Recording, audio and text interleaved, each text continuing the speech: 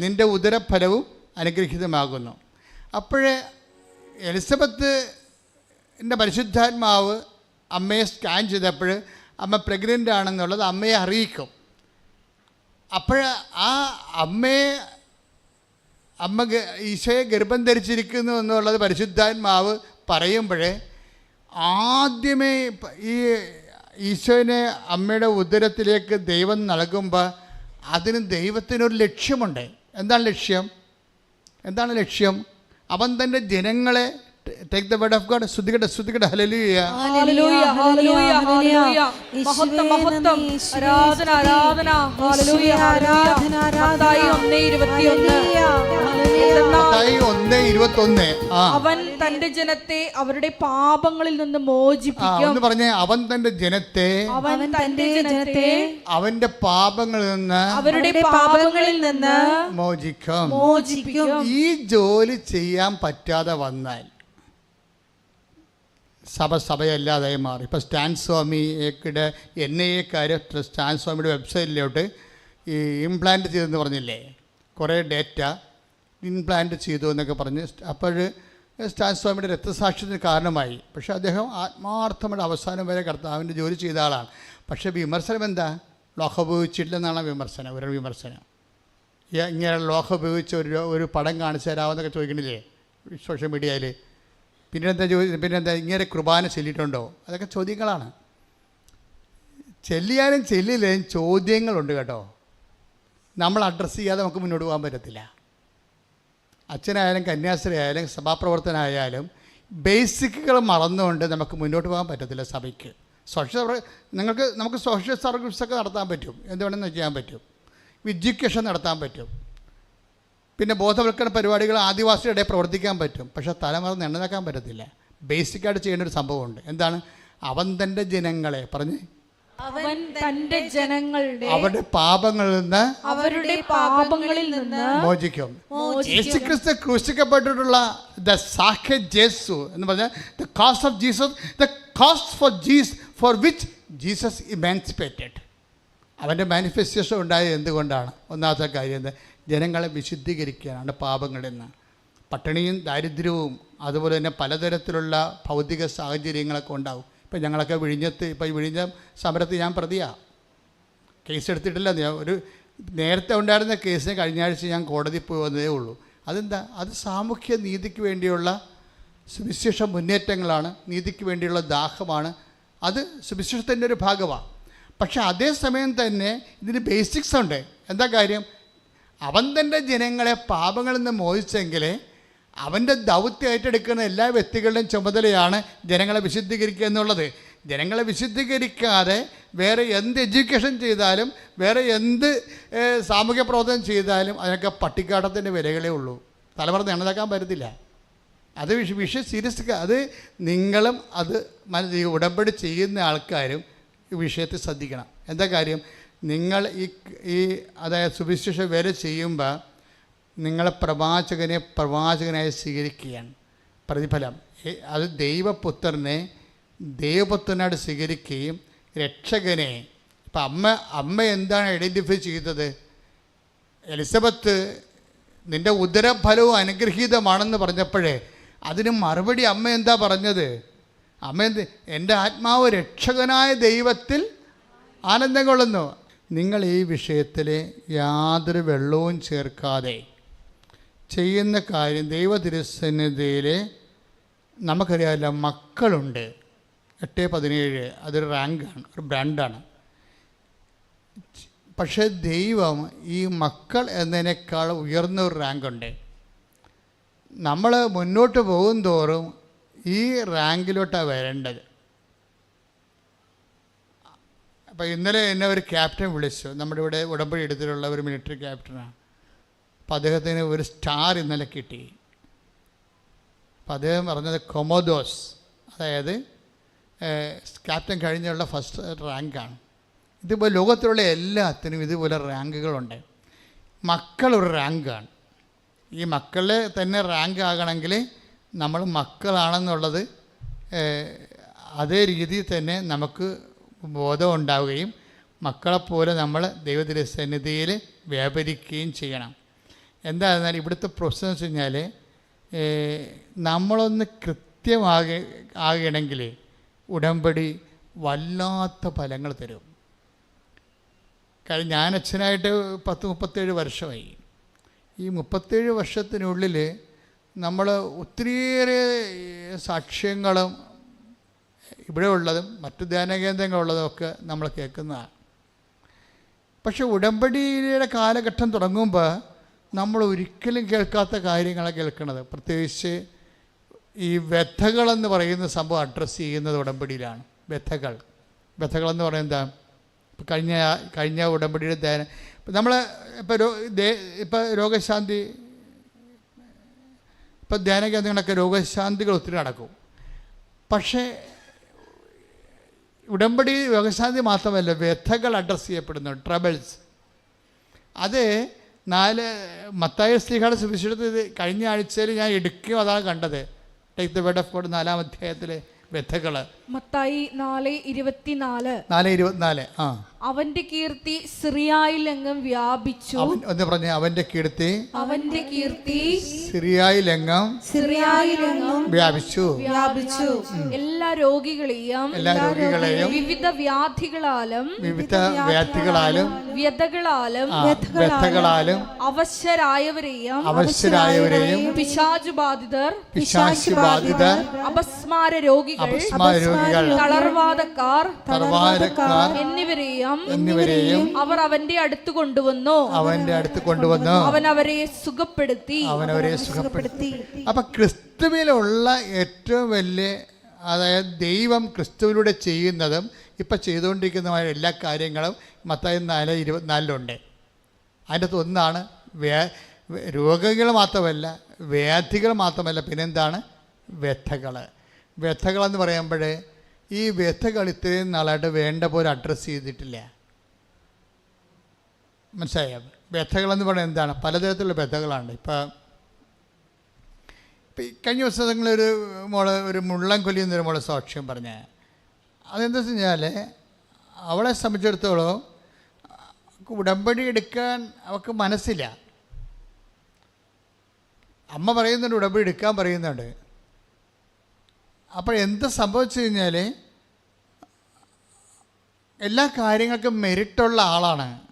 പഠന കാര്യങ്ങൾക്കായാലും മാർക്കിൻ്റെ കാര്യത്തിലായാലും എല്ലാം നല്ല കോൺഫിഡൻസാണ് ആൾ. അപ്പോൾ പിന്നീട് അവസാനം അതിൻ്റെ അകത്ത് ഇങ്ങനെ ഒരു ഉടമ്പടിയുടെ ഒരു ആവശ്യമുണ്ടോ, നമ്മുടെ പള്ളിയിൽ പോയി പ്രാർത്ഥിച്ച പള്ളിയിൽ ഈശോയല്ലേ ഉള്ളത് എന്ന് അങ്ങനെ ധരിക്കുന്ന ഒത്തിരി പേരില്ലേ, അങ്ങനെ ഒരാളാണ്. പക്ഷേ കുറച്ച് മുന്നോട്ട് പോയപ്പോഴൊക്കെ മുന്നോട്ട് പോകാൻ പറ്റാത്ത അവസ്ഥ വന്ന് അവൻ പിന്നെ ഉടനെ ഉടമ്പടി എടുത്തപ്പോൾ എനിക്ക് അന്നു ജോസ് അങ്ങനത്തെ പേരാണ്.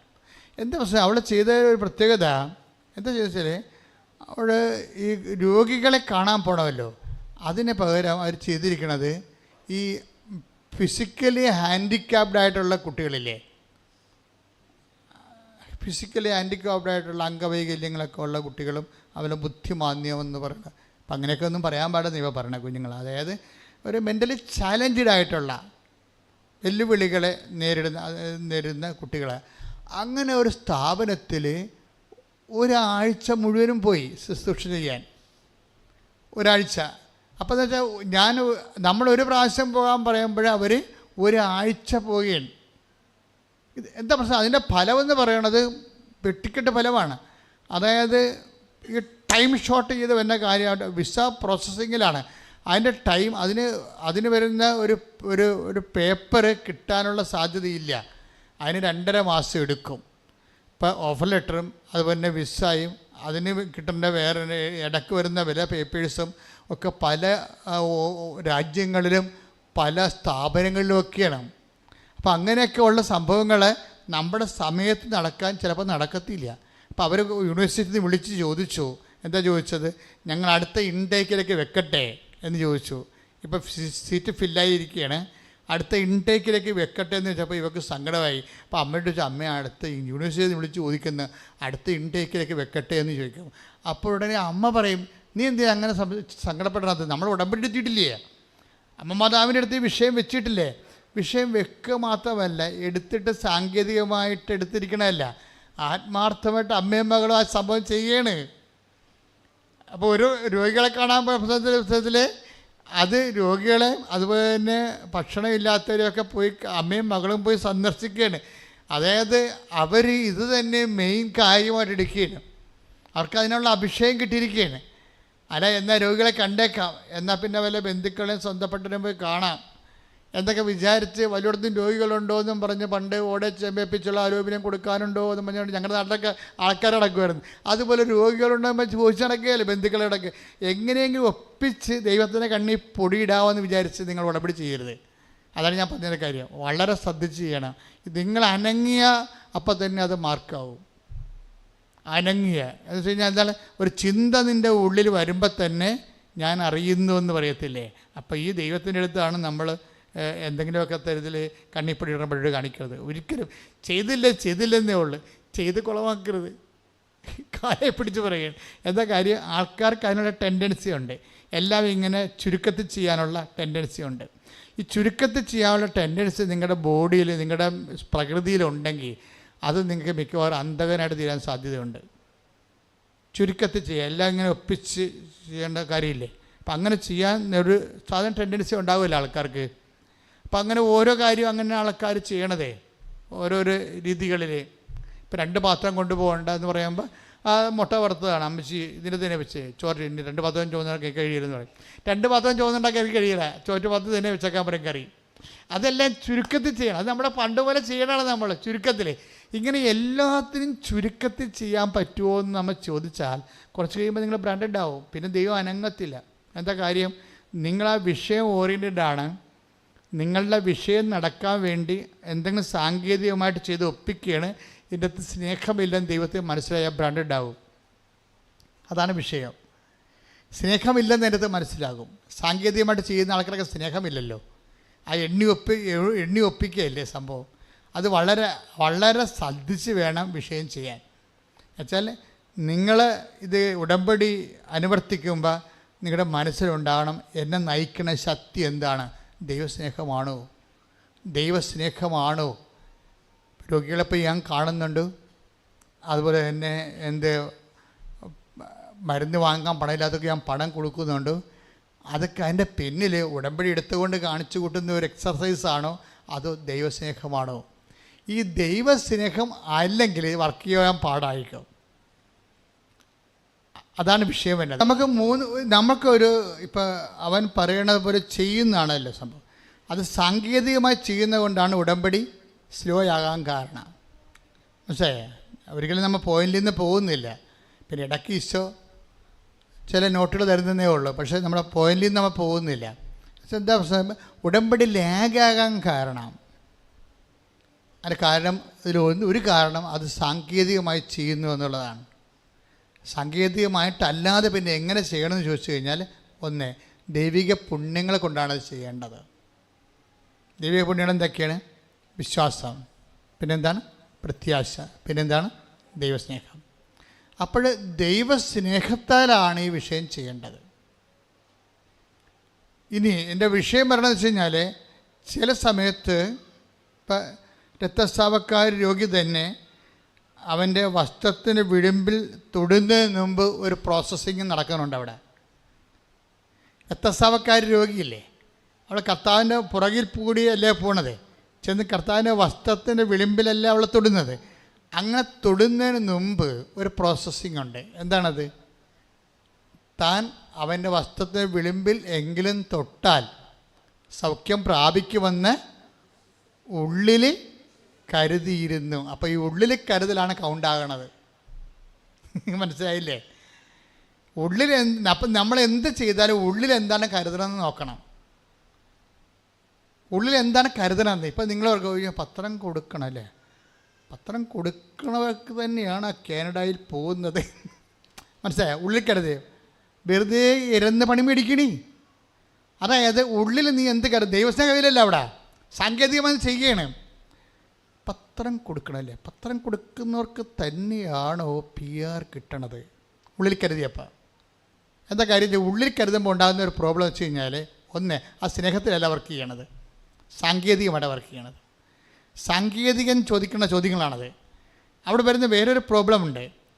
ഉള്ളിൽ കരുതുന്നത് പോസിറ്റീവ് ഉണ്ട്, നെഗറ്റീവ് ഉണ്ട്. അതായത് ഉള്ളിൽ കരുതുന്ന പോസിറ്റീവായിട്ട് കരുതണ കൊണ്ടാണ് രക്തസ്രാവക്കായ രോഗി തൊട്ടപ്പം തന്നെ കറണ്ടടിച്ച് അവൾ സൗഖ്യപ്പെട്ടത്. കാര്യം അവൾ ഉള്ളിൽ കരുതി അവൻ്റെ വസ്ത്രത്തെ വിളിമ്പിലെങ്കിലും തൊട്ടാൽ താൻ സൗഖ്യം പ്രാപിക്കുമെന്ന്. ഇനി വേറെ ഒരു സൗഖ്യത്തെ ഉണ്ട് നെഗറ്റീവായിട്ട് ഉള്ളിൽ കരുതുന്ന ആൾക്കാരെ. 9:4 വായിച്ചുള്ളൂ മത്തായിയുടെ സുവിശേഷം. ശ്രുതികടെ ഹല്ലേലൂയ. മത്തായി 9:4. മത്തായി 9:4 വായിച്ചുള്ളൂ. അവരുടെ വിചാരങ്ങൾ ഗ്രഹിച്ച യേശു ചോദിച്ചു. അവരുടെ വിചാരം, അത് ഉള്ളിൽ കരുതിയ പാർട്ടിയാണ്. അവരുടെ വിചാരങ്ങൾ ഗ്രഹിച്ച് പറഞ്ഞേ. അവരുടെ വിചാരങ്ങൾ ഗ്രഹിച്ച യേശു ചോദിച്ചു. എന്താ ചോദിച്ചത്? നിങ്ങൾ ഹൃദയത്തിൽ തിന്മ വിചാരിക്കുന്നത് എന്ത്? ഏതാണ് എളുപ്പം? നിന്റെ പാപങ്ങൾ ക്ഷമിക്കപ്പെട്ടിരിക്കുന്നു എന്ന് പറയുന്നതോ എഴുന്നേറ്റ് നടക്കുക എന്ന് പറയുന്നതോ? അപ്പോൾ എന്ത് സംഭവിച്ചാൽ ഇവര് പാപം ക്ഷമിക്കാൻ ഇവൻ ആരാണ് എന്ന് ഉള്ളിൽ കരുതി. ദാറ്റ് മീൻസ് അതെന്താണ്? യേശുവിലുള്ള അവിശ്വാസമാണ്. മനസ്സിലായില്ലേ? വിശ്വാസം ഉള്ളിൽ കരുതുന്ന സംഭവത്തെ രണ്ടായിട്ട് കൗണ്ട് ചെയ്യും. ഒന്ന് ഉള്ളിൽ കരുതുന്ന പോസിറ്റീവായിട്ട് കൗണ്ട് ചെയ്യും. അപ്പോഴാണ് അനുഗ്രഹം നടക്കുന്നത്. രക്തസ്രാവക്കായ രോഗി ഉള്ളിൽ കരുതി എന്താണ്? വസ്ത്രത്തിന് വിളിമ്പിലെങ്കിലും തൊട്ടാൽ താൻ സൗഖ്യം പ്രാപിക്കും. ഇനി ഈ നിയമജ്ഞനും ഫരിസേയരും എന്താ ചെയ്തത്? ആ തറവാട് രോഗിയെ സുഖപ്പെടുത്തുമ്പോൾ അവൻ്റെ പാപങ്ങൾ മോചിക്കുന്നു എന്ന് പറഞ്ഞപ്പോഴേ പാപം മോചിക്കാൻ ഇവൻ ആരാണ് എന്ന് ഉള്ളിൽ കരുതിയപ്പോഴേ യേശു എന്തെടുത്തത്? അവിശ്വാസമായി കരുതി. അതാണ് വിശ്വാസം. മനസ്സിലായില്ലേ? അപ്പോൾ ഉള്ളിൽ കരുതുന്നത് നെഗറ്റീവ് ആണെങ്കിൽ ദൈവം കൗണ്ട് ചെയ്യണത് അവിശ്വാസമായിട്ടാണ്. വളരെ ശ്രദ്ധിക്കണം മക്കളെ, സീരിയസ് വിഷയമാണ്. നിങ്ങൾ ഉള്ളിൽ കരുതുന്നത് നെഗറ്റീവ് ആണെങ്കിൽ കർത്താവ് കൗണ്ട് ചെയ്യണത് എന്തായിട്ടാണ്? അവിശ്വാസമായിട്ടാണ്. സാങ്കേതികമല്ലാതെ പിന്നെ എങ്ങനെയാണ് ചെയ്യേണ്ടത്? ബൈബിൾ എന്താ പറയണത്? സന്തോഷത്തോടെ പോയി തനിക്കുള്ളതിൽ മത്തായി സുവിശേഷം 13:44 സാങ്കേതികമല്ലാതെ എണ്ണിച്ചുട്ട് സാങ്കേതികമല്ലാതെ ഒപ്പിച്ചുണ്ടാക്കാതെ പിന്നെ എങ്ങനെയാണ് ദൈവ പൈതൽ ഈ വിഷയം ചെയ്യേണ്ടത്? മത്തായി 13:44 എന്താ പറയണത്? സ്വർഗരാജ്യം വയലിൽ ഒളിപ്പിച്ചു വെച്ചിരിക്കുന്ന നിധിക്ക് തുല്യം. അത് കണ്ടെത്തുന്നവൻ അത് മറച്ചു വെക്കുകയും സന്തോഷത്തോടെ പോയി. സാങ്കേതികമായിട്ടല്ല, മനസ്സിലായ? ഇതാ വിഷയം. നമ്മൾ അതിൻ്റെ ഉപയോഗിക്കുന്ന വാക്കുകൾ നോക്കണം. ഇതൊന്നും ഞാൻ ചിന്തിച്ച് എടുത്ത കാര്യമല്ല. ഇപ്പോൾ ഈശോ ഓൺലൈനിൽ നമുക്ക് തരുന്നത് ഞാൻ നിങ്ങൾക്ക് പകർന്നു തരുന്ന പരിപാടിയാണ് നടന്നുകൊണ്ടിരിക്കുന്നത്. അതായത് സാങ്കേതികമായിട്ട് ചെയ്ത വരൾച്ച ഉണ്ടാകും, ഉടമ്പടി പിൻപിടുത്തം ഉണ്ടാകും. അപ്പം നമ്മൾ ചെയ്യുന്ന എന്താ ചെയ്യേണ്ടത്? വായിച്ചോളൂ മോളെ. സന്തോഷത്തോടെ പോയി തനിക്കുള്ളതെല്ലാം വിറ്റ് ആ വയൽ വാങ്ങുകയും ചെയ്യുന്നു. അതായത് ഇതിൻ്റെ അകത്ത് വെച്ചിരിക്കുന്നൊരു വിഷയമാണ്. ഈ 10:44 ഇപ്പോൾ വായിച്ചുകേട്ടത് എന്താണ്? ദൈവരാജ്യം എന്ന് പറയുന്നത് വയലിൽ ഒളിഞ്ഞു കിടക്കുന്ന ഒരു നിധിയല്ല, ഒളിപ്പിച്ച് വെച്ചിരിക്കണ നിധിയാണ്. കൈയടിച്ച്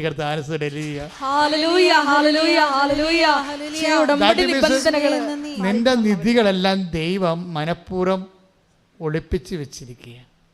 മനസ്സിലായില്ലേ? ഇത് നീ കണ്ടെത്താൻ സന്തോഷത്തോടെയാണ് പോയി നിൻ്റെ സമയം, നിൻ്റെ അഭിമാനം, ഇങ്ങനെ കുറേ സാധനം വിൽക്കാനുണ്ടല്ല. ഉടമ്പടി അല്ല, വർക്കൗട്ട് ചെയ്യത്തില്ല. നമ്മുടെ ഇപ്പം തന്നെ ആൾക്കാർ വിചാരിക്കുക, അയ്യോ ഞാൻ ഡോക്ടറാണല്ല, MD ആണല്ല, ഞാനെങ്ങനെ പത്രം കൊടുക്കണത് എന്ന് പറയുമ്പോൾ നമുക്ക് സ്റ്റാറ്റസ് ഉണ്ട്. ഈ സ്റ്റാറ്റസ് നമ്മൾ ഡീപ്രമോട്ട് ചെയ്യാതെയും കൊടുക്കാതെയും നമുക്ക് ഈ വയലിൽ ഒളിപ്പിച്ച് വെച്ച നിധി എടുക്കാൻ പറ്റത്തില്ല.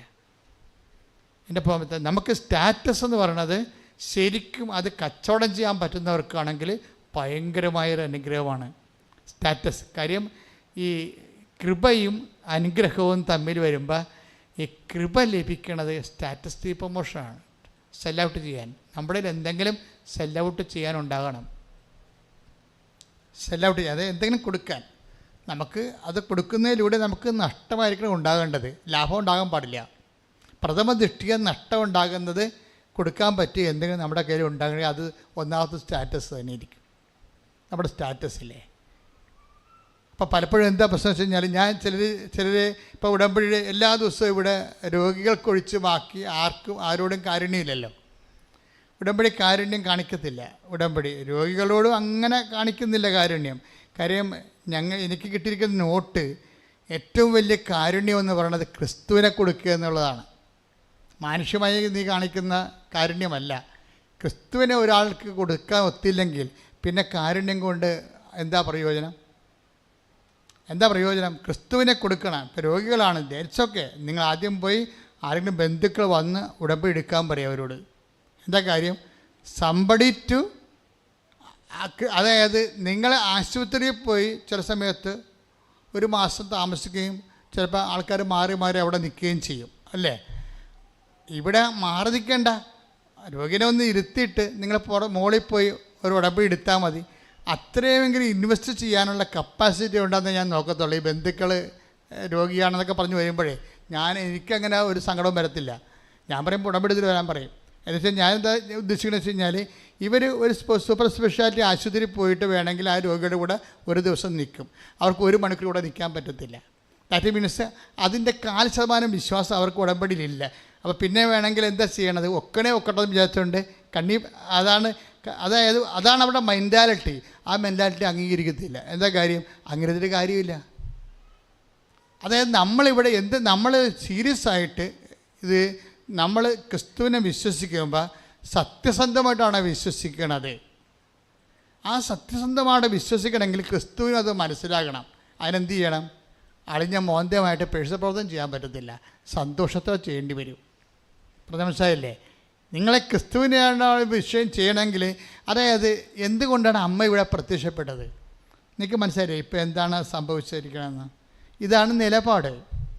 സ്റ്റാൻ സ്വാമി ആയാലും ശരി ചിലപ്പോൾ വിമർശിച്ചെന്ന് വരും. നിലപാടാണ്. കാര്യം എന്നോട് തന്നെയുള്ള വിമർശനമാണ് ഞാൻ പുറത്ത് കൊടുക്കുന്നത്. എന്ന് വെച്ച് കഴിഞ്ഞാൽ എന്ത് സംഭവിച്ചു കഴിഞ്ഞാൽ, പാപങ്ങളിൽ നിന്നൊരാളെ മോചിക്കാതെ വേറെ എന്ത് സാമൂഹ്യ പ്രവർത്തനം ചെയ്തിട്ടും അത് ക്രിസ്ത്യൻ പ്രവർത്തനമല്ല, സെക്കൻഡ് ഗ്രേഡ് പ്രവർത്തനങ്ങളാണ് ഇതെല്ലാം, ഫസ്റ്റ് ഗ്രേഡ് അല്ല. പറഞ്ഞു വരുന്ന ഇതാണ് ഇപ്പം അവൻ പറയണ പോലെ ചെയ്യുമ്പോഴും ചെയ്യണ കാര്യം സന്തോഷത്തോടെ ആകണമെന്നുണ്ടെങ്കിൽ എന്നാ സംഭവിച്ചത്? ദൈവത്തിന് പ്രാധാന്യം കിട്ടണം. അവിടെ ഉടമ്പടി വിഷയം നടക്കാനാണ് നിങ്ങൾ പ്രാധാന്യം കൊടുക്കുന്നത്. അവിടെയാണ് വിഷയം വന്നത്.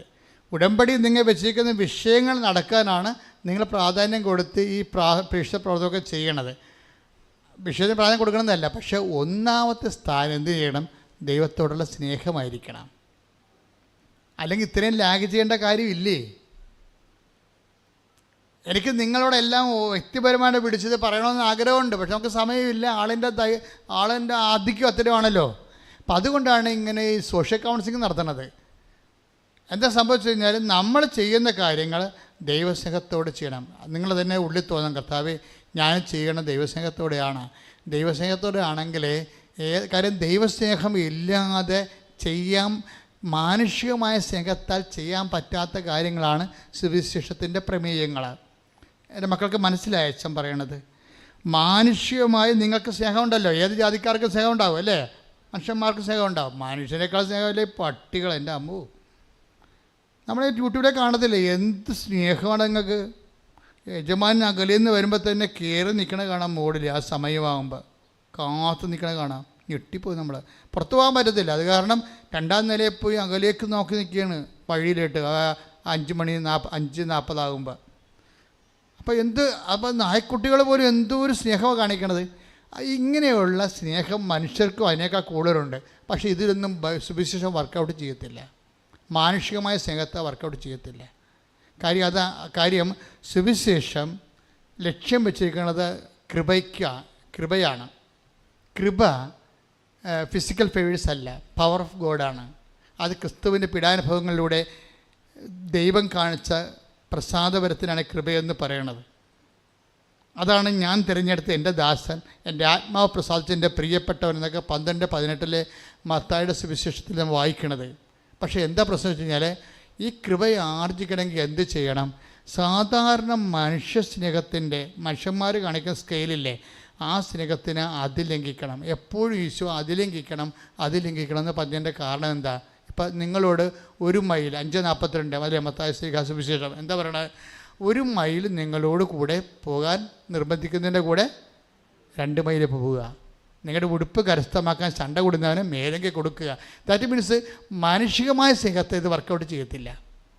ദൈവികമായി എല്ലാം ഈ സത്യദൈവത്തെ കണ്ടുപിടിക്കാനുള്ളൊരു മാർഗ്ഗം അതാണ്. എന്ന് വെച്ചാൽ നമുക്ക് താങ്ങാൻ പറ്റാത്ത കാര്യം, സ്വാഭാവികമല്ലാത്ത കാര്യങ്ങൾ പറഞ്ഞുകൊണ്ടിരിക്കും. അസ്വാഭാവികമായ കാര്യങ്ങൾ നമുക്ക് താങ്ങാനാവാത്തത്. അപ്പം ലക്ഷ്യം മാനുഷികമായ അല്ല അത് ചെയ്യേണ്ടതെന്ന് മനസ്സിലായില്ലേ? കൃപയിലാണ് ചെയ്യേണ്ടത്. ദൈവമാണ് എൻ്റെ ലക്ഷ്യം. കൈയിട്ടിച്ച് കർത്താവിനെ ഉടമ്പടിയിലൂടെ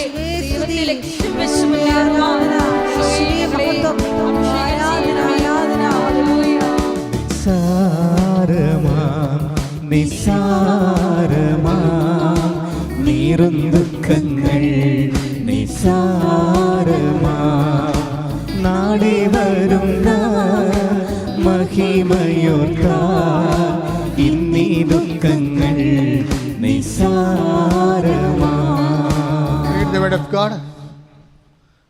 1 മൈൽ പോകാൻ ആഗ്രഹിക്കുന്നതിൻ്റെ കൂടെ 2 മൈൽ പോവുക. ശ്രുതിക്കട്ടെ മക്കളെ, ശ്രുതിക്കട്ടെ. 5:41 1 മൈൽ ദൂരെ പോകാൻ നിന്നെ നിർബന്ധിക്കുന്നവനോട് കൂടെ 2 മൈൽ ദൂരം പോകുക. Praise the Lord.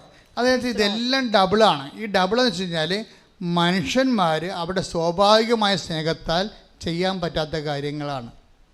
അപ്പം മനുഷ്യന്മാർ അവിടെ ഓർക്കുക. അപ്പം ലക്ഷ്യം മാനുഷിക സ്നേഹമല്ല. മനുഷ്യന്മാർക്ക് അവിടെ സ്വാഭാവികമായ സ്നേഹത്താൽ ചെയ്യാൻ പറ്റാത്ത കാര്യങ്ങളാണ് കർത്താവിൻ്റെ വചനം നമ്മുടെ മുമ്പിൽ വെച്ചിരിക്കുന്ന വെല്ലുവിളി എന്ന് പറയണത്. അതെന്താണ്? ദൈവസ്നേഹം കൊണ്ട് ചെയ്യാൻ പറ്റത്തുള്ളൂ. മനസ്സിലായില്ലേ? ദൈവസ്നേഹം കൊണ്ട് ചില കാര്യങ്ങൾ ദൈവസ്നേഹം കൊണ്ടേ ചെയ്യാൻ പറ്റത്തുള്ളൂ. നിനക്ക് സ്വാഭാവികമായ രീതിയിൽ ആ വിഷയം ചെയ്യാൻ പറ്റുന്നില്ലെങ്കിൽ അവിടെ ദൈവസ്നേഹം വേണമെന്നതിൻ്റെ അർത്ഥം, ദൈവസ്നേഹത്തിൻ്റെ കുറവുണ്ടെന്നതിൻ്റെ അർത്ഥം. ഇപ്പോൾ എന്നാ സംഭവിച്ചിരിക്കുന്നത്? ഇപ്പോൾ അമ്മായിയമ്മ പ്രഷർ അടിച്ച് കിടക്കുകയും ഒരു ഭാഗം നിൻ്റെ അനിയത്തിൻ്റെ മനസ്സമ്മതമാണ്. അപ്പം നിനക്കറിയാം ആരെങ്കിലും ഒരു ഹോം നേഴ്സിനെ വിളിച്ച് നിർത്തിയാൽ മരുന്ന് കൊടുക്കുമെന്നറിയാം, നിനക്ക് ഉറപ്പായിട്ടറിയാം. പക്ഷേ അതേസമയം തന്നെ നിനക്ക് വേറെ രീതി എടുക്കാം. അനിയത്തെ വിളിച്ച് പറയാം, എടി ഞാൻ കല്യാണത്തിൽ വന്നോളാം, തലേദിവസം വന്നോളാം, ഈ കാര്യത്തിൽ പ്രഷറാണ്, ഹോം നേഴ്സ് എങ്ങനെയെങ്കിലും മരുന്ന് കൊടുത്ത് 1 നേരത്തെ 2 നേരത്തെ സമയം തെറ്റിക്കഴിഞ്ഞാൽ പിന്നെ ഇവർ ചത്തുപോകും. എനിക്കത് ഉൾക്കൊള്ളാൻ പറ്റത്തില്ല. മനസ്സിലായ? അതായത് ഇതിൻ്റെ വിഷയം എന്നത് ഇത് ഇവരോട് നിയമപരമായിട്ട് ചെയ്യേണ്ടതാണ്. ഒരു പ്രഷറിന് മരുന്ന് കൊടുക്കുക എന്നുള്ളത് അത് ഹോം നേഴ്സിനെ വെച്ച് നമുക്ക് ചെയ്യാം, നമുക്കും ചെയ്യാം. ഇതിൻ്റെ വരുന്ന ഇതുപോലെയാണ് ദൈവത്തിൻ്റെ തിരുസേന വരുമ്പോഴുണ്ടാകുന്ന വ്യത്യാസങ്ങളെന്ന് പറയുന്നത്. നമുക്ക് വേണേൽ കടമ നിർവഹിക്കാം, അതേസമയം തന്നെ നമുക്ക് ആത്മാർത്ഥമായിട്ടും ദൈവസ്നേഹത്തോടെയും ചെയ്യാം. ഒന്ന് പ്രാർത്ഥിക്കുക. കർത്താവായ ദൈവമേ, എല്ലാ ശുശ്രൂഷകളും ഉടമ്പടി വിഹിതമായ ശുശ്രൂഷകളെല്ലാം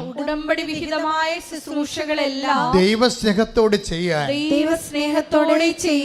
എന്നെ അഭിഷേകം ചെയ്യണമേ. എൻ്റെ പ്രിയപ്പെട്ടവർ, ഇതിൻ്റെ വരുന്നൊരു വിഷയം എന്ന് പറയും, ഞാൻ പറയണത് നിങ്ങൾക്ക് കോടീശ്വരന്മാരാകാനുള്ള ഒരു ഐഡിയ പറഞ്ഞുതരാം. എങ്ങനെ കോടീശ്വരൻ? നമ്മൾ ലോട്ടറി അടിച്ച് കോടീശ്വരന്മാരല്ല. ദൈവതിരുസന്നിധി കോടീശ്വരനാകുന്നത് ബൈബിളിൻ്റെ ഒരു വലിയ ഒരു പ്രഖ്യാപിതമായ ലക്ഷ്യമാണ്. അതാണ് കർത്താവിനെക്കുറിച്ച് പറയുന്നത്. ദൈവതിരുസന്നിധി സമ്പന്നനാകാതെ ഇല്ലേ? 12:50 അല്ലേ? വായിച്ചുമോളെ, അത് 12 കാണാം, ലുക്ക 12. ശ്രുതികട്ടെ ഹല്ലേലൂയ, ശ്രുതികട്ടെ ഹല്ലേലൂയ,